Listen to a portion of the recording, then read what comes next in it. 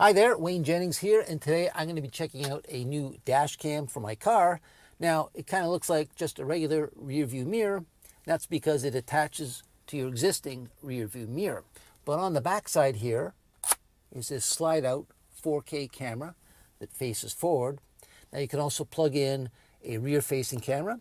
You can also plug in a little GPS module that records your speed and location. Now this was made by Toguard. They sent this to me courtesy for me to check out.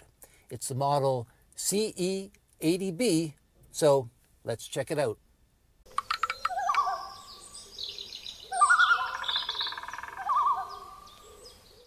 The Toguard CE80B 4K mirror dash camera comes in this attractive box, and it ships with all the items shown here. Of course, you get the rear view mirror with its forward-facing camera, which also serves as a widescreen viewing monitor, and it comes with two sizes of mounting straps. There is a power cord that plugs into a 12-volt outlet in your vehicle. You get a miniature rear-facing camera with plenty of cable, and it comes with mounting screws and self-adhesive tape. There is a plug-in GPS module which will record speed and location. It comes with these little self-adhesive wire clips and a wire routing tool to help with installation. And there is a detailed user manual.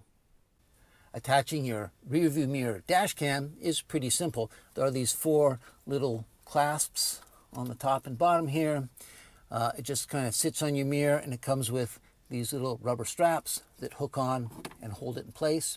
However, before you put it up there, it's a good idea to slide out the camera there.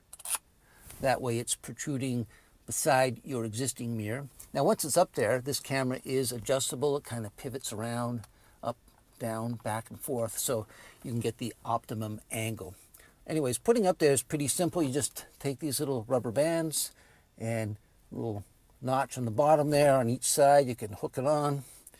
And you put it up there and just pull them up and hook it on the latch on the top, like so. Really simple and really secure.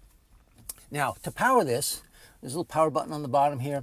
There is an internal battery, and it will run this for a little while. It's fine for setting up, testing, playing back video.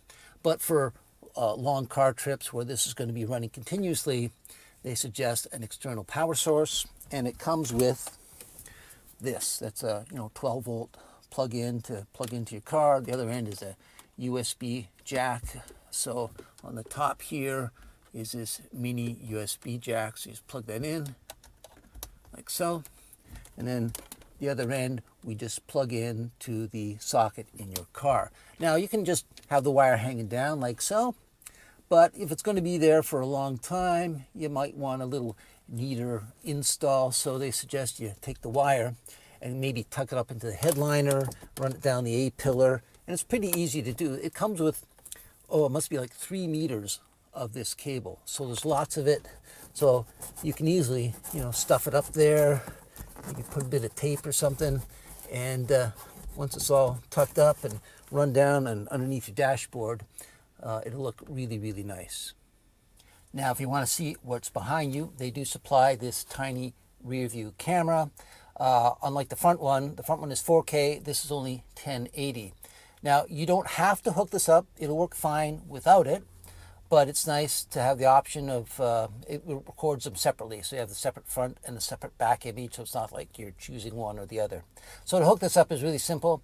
It comes with this little metal bracket, and there's lots of wire on here, probably about 5 meters, so it'll easily get to the front of the vehicle.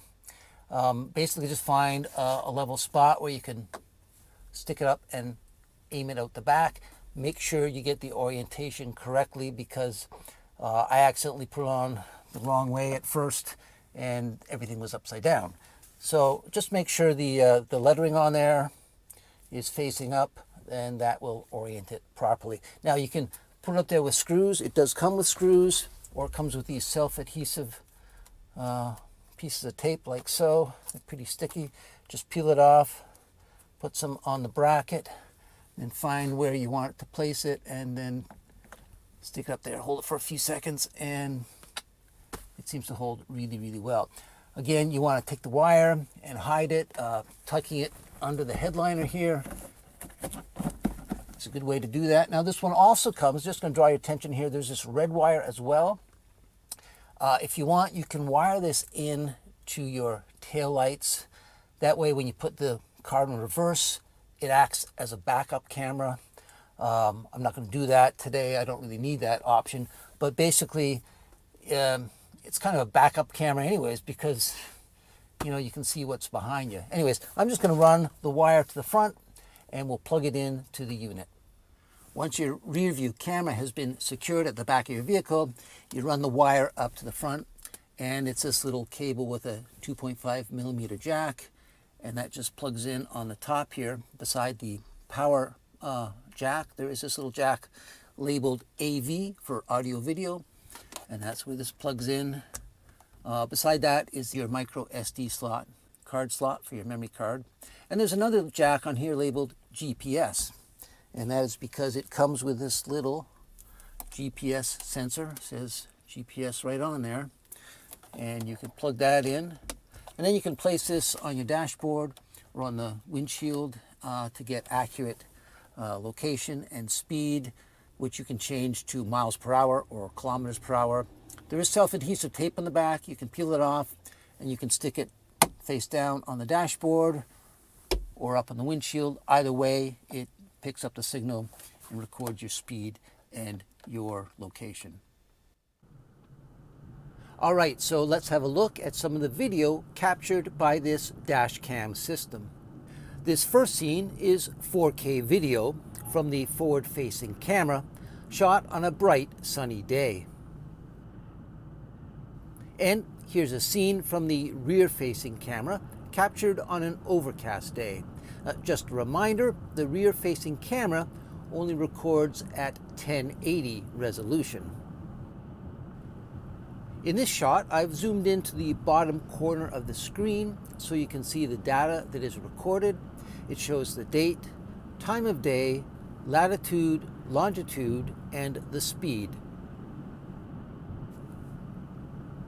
Here's another forward-facing shot, this one recorded at the 1080 setting.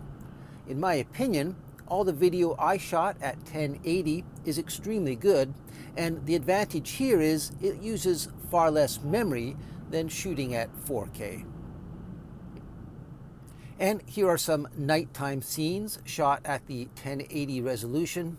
Now, there are no street lights on the highway here, so what you are seeing is the illumination from just the headlights and the lights on the other vehicles.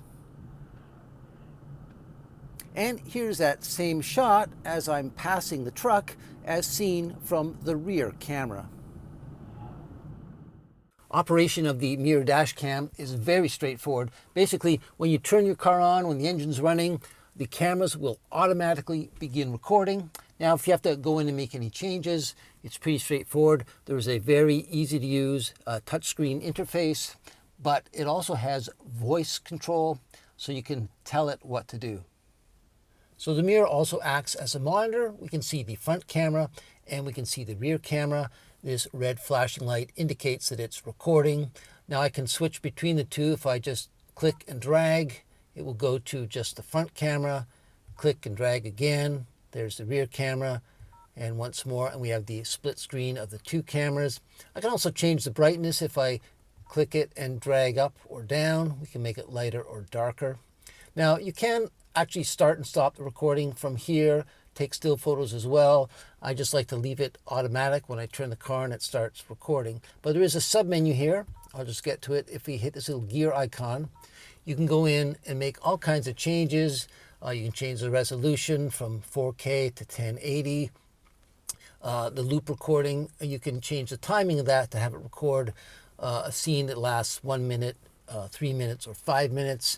You can turn the audio on if you want to record sound.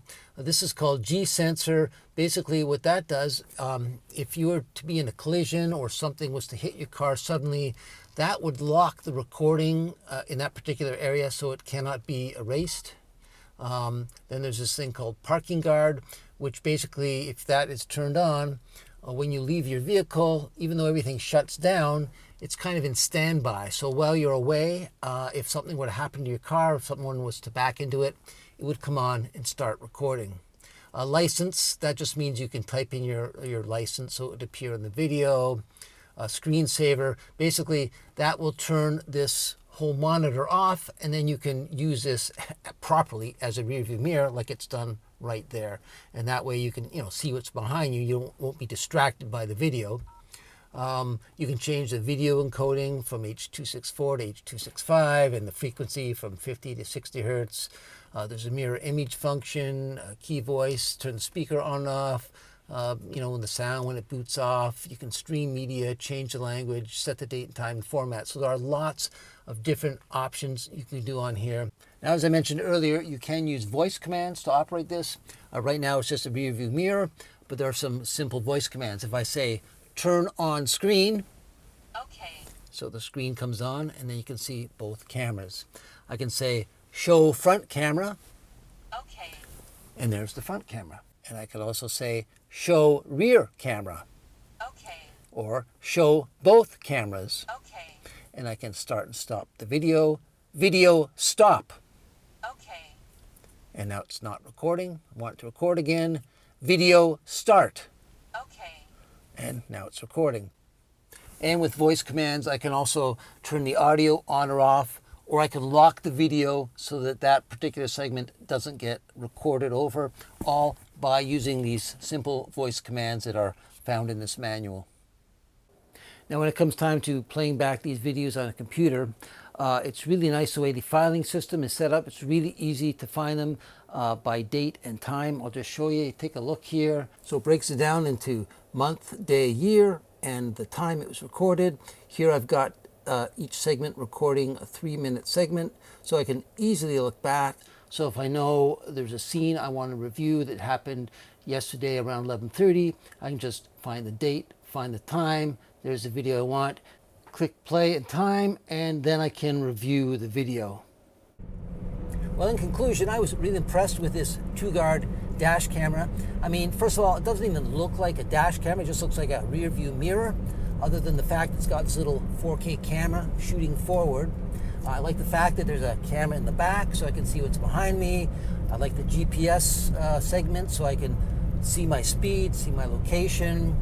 The quality of the video is very good day and night. And the fact that it's so easy to use, easy touchscreen. I really like the voice command. That's a great feature. So all in all, I was very impressed with the Toguard dash camera, and I would give it a big thumbs up.